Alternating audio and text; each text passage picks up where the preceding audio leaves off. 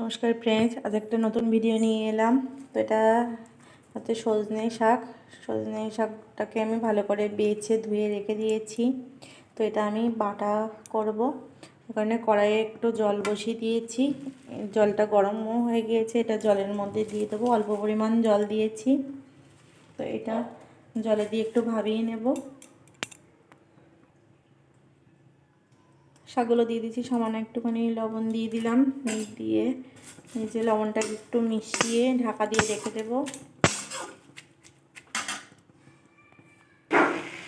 এই যে প্লেটে ছিল যখন কাঁচা অবস্থায় তখন অনেকটাই ছিল, এখন দেখো এটা ভাবিয়ে নিয়েছি, সেদ্ধ হয়ে একদম কমে গেছে। এবার এটা আমি একটা পাত্রে নামিয়ে নেব, নিয়ে জল ঝরাতে দেব। ঠান্ডা হয়ে গেলে এটা একটা পেস্ট বানিয়ে নিয়ে আসবো। এই যে জলটা ঝরানো হয়ে গিয়েছে, এটা ঠান্ডা হতে দিয়েছি, প্রায় ঠান্ডাও হয়ে এসছে। তার মধ্যে আমি এখানে এই যে বড় সাইজের পেঁয়াজ, কাঁচা লঙ্কা আর রসুন খোলা ছাড়িয়ে রেখে দিয়েছি। এটা একটু অল্প তেলে একটু নেড়ে ছেড়ে নেবো। তেলও দিয়ে দিয়েছি, পেঁয়াজটাকে দিয়ে দেবো।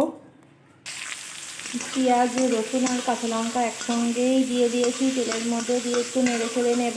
কাঁচা গন্ধটা যাতে একটু দূর হয় ওই কারণেই নেড়ে ছেড়ে দিচ্ছি। কেউ চাইলে কাঁচাও বাটতে পারে।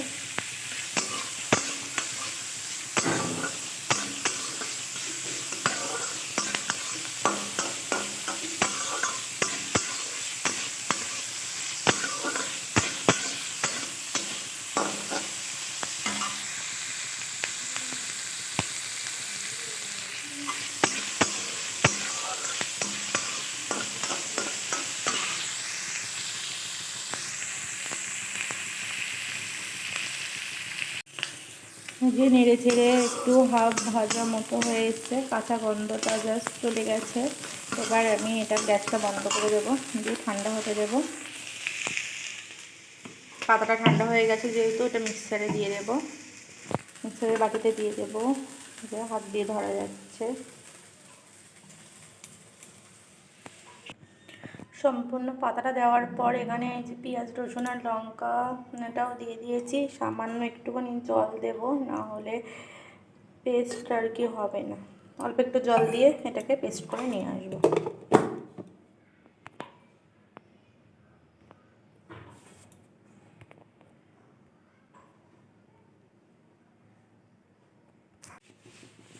এটা পেস্ট করে নিয়ে এসেছি।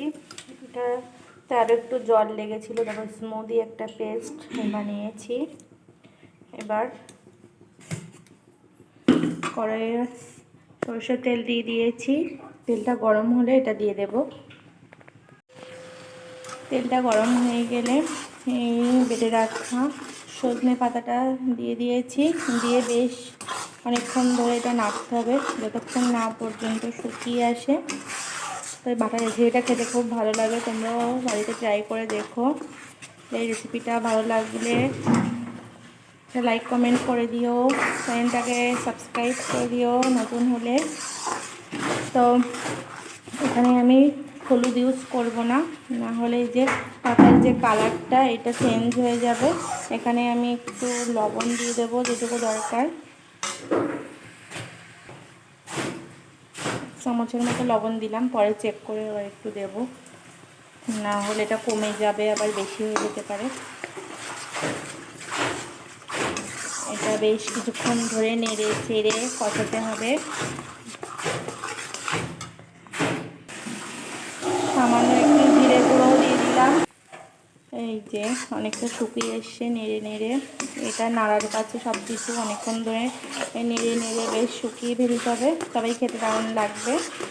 তো আমি আরেকটু পরেই নামিয়ে নেব, প্রায় শেষের দিকে।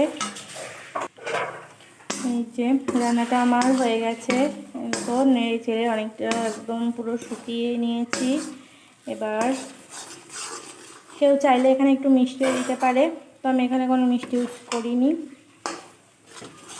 যে যার স্বাদ অনুযায়ী দেবে, ঠিক আছে। তো এটাকে এবার আমি নামিয়ে নেব একটা বলে, গ্যাসটা বন্ধ করে দিলাম, এটাকে নামিয়ে নিই। এই যে বাটিতে নামানো হয়ে গিয়েছে। তো রেসিপিটা কেমন লাগলো সবাই একটু কমেন্ট করে জানিও, ভালো লাগলে তোমরাও বাড়িতে অবশ্যই ট্রাই করো রেসিপিটা। আজকের মতো এই পর্যন্ত ভিডিওটা। সবাই ভালো থেকো, বাই।